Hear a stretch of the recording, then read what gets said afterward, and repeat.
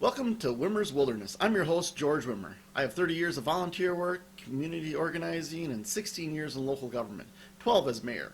Wimmer's Wilderness is an informed look at politics, government, community, environment, and education from a local perspective.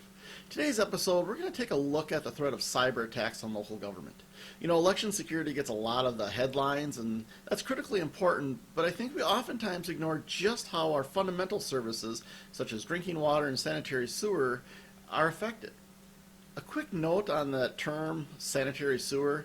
In my time as mayor, I would talk about sanitary sewer with residents, and they'd kind of look at me a little bit weird. So it's kind of a bit of an oxymoron. But you use sanitary sewer. That's the terminology for when you flush your toilets or things that go down your drain. They go into the sanitary sewer system as opposed to the stormwater system.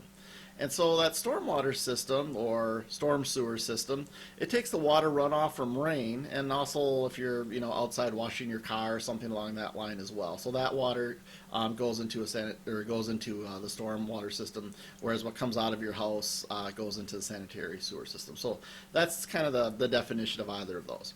So other systems like 9/11 have been successfully attacked in cities as well. These systems provide for our basic public safety, and they're really vulnerable. They're in jeopardy.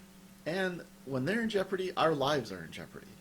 So there are more famous attacks, such as the one that hit Baltimore on Saturday morning in March of 2018. That lasted for 17 hours. Lesser known attacks happen each and every day. A favorite victim of ransomware attacks are hospitals. When you're in surgery or you're a patient that's on life-saving equipment, you've got to make sure that the electricity or the software that's running that or helping out in those situations isn't taken away from you. You're not locked out of those systems through ransomware. So hospitals are believed to have often paid ransomware, which then of course just emboldens more attacks as well. So we hear of these types of attacks every once in a while, but they happen every day. There are 53 attacks on local governments each and every week based on statistics compiled in 2017. Attacks on local government is made easier by the reliance on older, cheaper systems, especially in communities that do not properly invest in their public service systems, and oftentimes they can't afford to because their property tax base is just too small. Stories like these, they get drowned out by the big, massive stories we get every day. Whether it's impeachment, the latest election results, things like the Syria withdrawal, those drown out every other story. These are obviously important stories, but one that get drowned out are like cyber attacks on municipal services. Those are kind of the quiet killers hanging out in the background. So yes, if you live in a rural area and you have well and septic systems, you're okay unless your local electric cooperative, falls victim to ransomware, or just somebody causing mischief and shutting down the entire system. If you don't have electricity, your well isn't going to work, and you're going to be in the same pickle that a lot of city dwellers are. Municipal systems not only have to worry about, water being pumped through, but they also get treated with chemicals that need to get mixed into the water supply, whether it's killing bacteria or protecting the pipes that are actually transporting the water. Those chemicals are administered through computer controls. A really scary situation like Flint, Michigan, where proper chemicals were not used to offset the corrosive nature of the water that were being pumped through their pipes, allowed lead to leach into that water supply, severely harming hundreds of thousands of people. This was caused by severe neglect, but what if in the future someone did it intentionally from a remote location? When a ransomware attack happens, you know it and you can take immediate action. What if a silent attack occurs that is not noticed for hours, days, or even weeks? If a water system is attacked, that can be worked around. You can use bottled water, you can have tanker trucks come in. It's really costly, it's significantly inconvenient.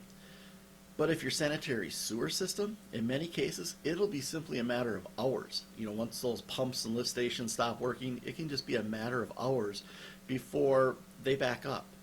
And yeah, that's going to be about as bad and nasty and gross as you can imagine, as the material that should be going down your toilets and drains start backing up into your basements and rooms in your house and your businesses. So we have thousands of these attacks each year on local government entities that we know of. And mostly, there's got to be many more too, right? We're not going to get all of them reported, and we're not even going to know of all the attacks that occur.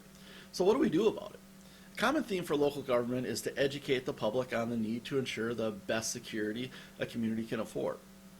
The current prevailing thought in many areas, especially smaller communities, is they'll play the odds. There are about 89,000 local government entities in the United States. If we use the 2017 estimates of approximately 53 attacks a week times 52 weeks, you get to 2,756 total attacks a year. That gives us a 3% chance to have a specific community attacked. Then you do some, thinking about it and guess that, well, most attacks must happen in these bigger communities with deeper pockets to actually pay the ransom. That leaves mostly smaller communities thinking they're pretty safe and leads to not spending the money on security. That all sounds good, but you'd be wrong. Smaller communities are hit because they have such poor security to begin with. Park Rapids School District in Minnesota, with a total enrollment in their school of approximately 1,600 students, they were hit by a ransomware attack. So you have thousands of school districts, cities, communities, and hospitals that are in jeopardy. Most are small operations in local communities. They've got to scrape together the money, so they get attacked. They scrape together the money in their existing budget to try to make sure they don't get hit again in that same budget year, and then go out and try to convince your taxpayers that you need to raise that money to prevent future attacks. So what's the big barrier to getting better cybersecurity? The University of Maryland survey shows it is the top appointed and elected officials, and frankly we can just say the top elected officials because they're the ones who are appointing those appointed officials. Same goes for the top business manager category that you see here. If the public doesn't support investment in technology, then the elected officials aren't most likely going to do it because they oftentimes are too afraid to simply either educate or to take that vote that maybe the public doesn't support. And, I had to do that many times in my 12 years as mayor, and, that finally catches up with you after a time. You do the right thing because it is the right thing. Oftentimes your public doesn't understand that unless they've recently had, in this case, a cyber attack or whatever the other issue might be. That's where being a leader and ensuring that your city is well prepared for things can cost you your political career. But for certain items, it's worth it. So there's a structural issue as well we shouldn't skip over, and again, its root is in a lack of investment. When a community starts to invest in some technology, it often does it piecemeal. We'll do this department this year and that department next year and so on. This often leads to different systems with different update schedules, different software, and different security needs. This becomes a nightmare for IT because not only are you dealing with lots of different software, you could be dealing with having to keep track and how does your own software talk to each other. So it leaves you fairly vulnerable when you have a lot of different things like that going on because you didn't make the larger investment up front. Now that often costs you a lot of money in soft costs, and that'll be a whole nother discussion when we kind of talk about city budgets and local government budgets for that matter. So anyway, those big attacks on Baltimore and Atlanta had a big one as well. They grabbed the headlines. But it's those thousands of attacks on smaller communities that put most of us at risk. To be fair, public, local officials, they can do a better job informing us, The barrier here often is many local officials are not sold on the idea of cybersecurity either. This leads to a community not knowing the harm that can be done until it's too late. So there's a county highway department, the county highway department in Ada County, Idaho. They were attacked and they were taken over for a while. Imagine what happens when someone gets into a signal light control system. We see it in movies, it looks cool, they help the bad guy get away. Well, somebody gets into it and sees how many car accidents they can cause. This is when a functioning national government would bring together local leaders and experts in the field to put together best practices and work to get significant funding in place to correct the issue. They might also direct Homeland Security to place this type of issue that could cause, tremendous harm to drinking water, electrical networks, hospitals, sewer systems, public safety, and so much more of that day-to-day service that we all really rely on. Make it a top issue for Homeland Security. Local communities must make up for our, lack of leadership at the federal level and the state level. So we need to make sure that those state and federal officials take notice of the issues, that this type of thing actually matters. not to those divisive issues that suck up all the political oxygen and make any kind of progress seem impossible.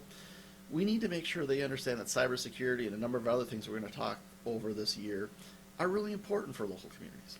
So until we have effective national governance again, we at the local level must demand action and support the cost to ensure we have a safe and secure community. When we elect leaders, we need to make sure they understand their job and can actually govern, not just say, a few words that push the right buttons on just enough people to get votes. Ask your local elected leaders what they're going to do to ensure cyber attacks do not endanger public safety. It's a real issue.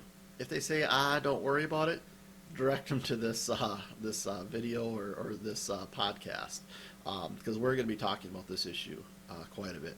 So a theme I often use, it's resiliency, and it's a word that in the last few years is tied almost entirely to environmental practices to defend against the changing climate, which is definitely important, but I use it in many areas.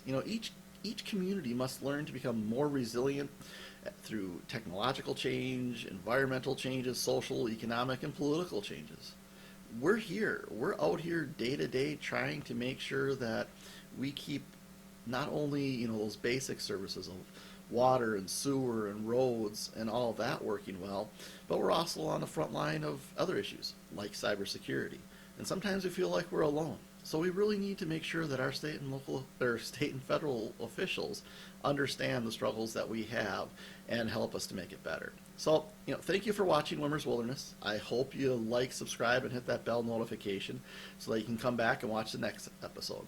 If you have any questions or comments, leave them in the comments section below or email me at george@georgewimmer.org. And check out all of our other, social media platforms. We're on Instagram, Facebook, Twitter. We have, just a great many ways to get a hold of us, and also directly through that email. And then check out our website, okay, wimmerswilderness.org. Lots of ways there to contact us as well, and see what else we're trying to do. We also have all of our episodes of our Wimmer's Wilderness podcast up there. But you can also find our podcast on iTunes, Google, Stitcher, Sketcher, Luminary, everywhere you get your podcast. So check out Wimmer's Wilderness podcast. So thanks a lot, guys, for listening, and we'll see you in the next video.